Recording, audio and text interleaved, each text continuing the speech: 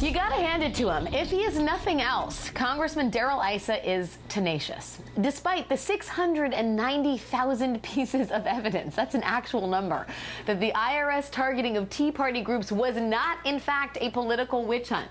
After multiple exhaustive reports that the attacks on the American embassy in Benghazi were not some sort of cover-up by the Obama administration, with all this evidence on hand, the emails and documents and countless hours of testimony, Darrell Issa persists on his one-man quest for conspiracy. Conspiracy somewhere, anywhere. Yesterday, at the 7th House Oversight Committee hearing on the IRS, Chairman Issa berated IRS Commissioner John Koskinen for not turning over all of the subpoenaed documents, something Koskinen repeatedly said he would be happy to do. But Darrell Issa cannot seem to take yes for an answer. He must find strife where there is apparently none, a cover-up where there is transparency. And so he dedicated a considerable, and some would say unhealthy, portion of his time focused with laser-like precision on the emails of a single woman, former IRS official Lois Lerner. Lois Lerner is an individual. We're asking for all of her emails. We haven't received all of Lois Lerner's emails, which is one of the things we asked for. You could have given Ways and Means all Lois Lerner's emails in a matter of seconds. All of Lois Lerner's emails is the highest current priority of this committee, and it will remain so as long as I'm chairman. Do you think Darrell Issa wants all of Lois Lerner's emails? Darrell Issa can have all of Lois Lerner's emails. We are providing you Lois Lerner's emails with regard to issues that you've raised. We're working very hard to get you the Lois Lerner emails. What they want is something that's going to take years to produce. Years? But what are years to Darrell Issa? After all, his investigation into Benghazi has dragged on for some 17 months. It's led nowhere, and yet it is still happening. Yesterday, 17 Democrats on the House Oversight Committee sent a letter to Congressman Issa urging him to drop the issue. We believe it is time to end these seemingly endless and unsubstantiated political attacks, Issa's colleagues wrote.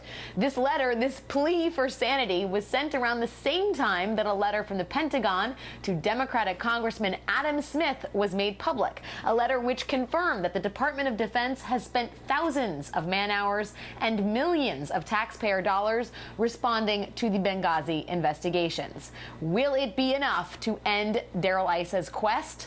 Joining me now to help determine an answer to that question is a Democratic representative from Washington's 9th District and ranking member of the House Armed Services Committee, Congressman Adam Smith.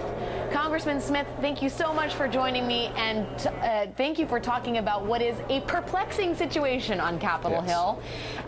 In your eyes, has Darrell Issa, as the chair of the House Oversight Committee, ever enacted or led the charge on a piece of reform that you think is meaningful? Well, there's actually nothing perplexing about it.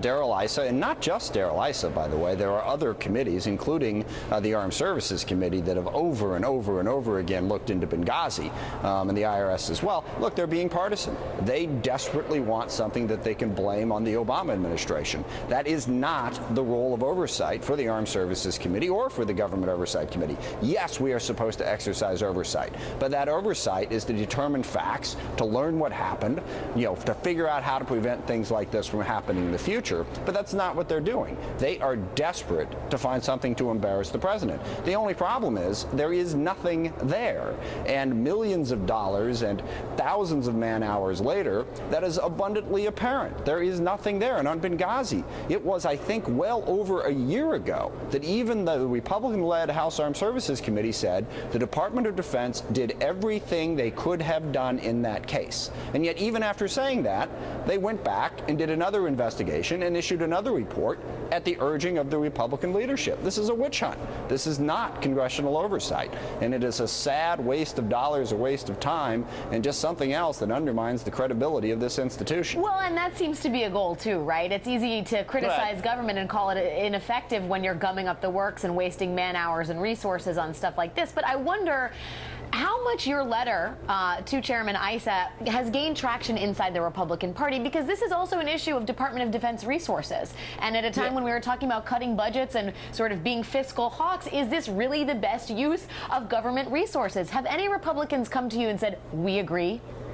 Yes, there have been some, months ago, many have said we need to stop doing this. And my hope is, at least on the House Armed Services Committee, which usually has a bipartisan tradition, Chairman Buck McKeon and I work very, very closely together, that at least on the Armed Services Committee, they will understand the need to move off of this. But, it's a troubling trend, the partisanship. We've seen it on the Ukraine.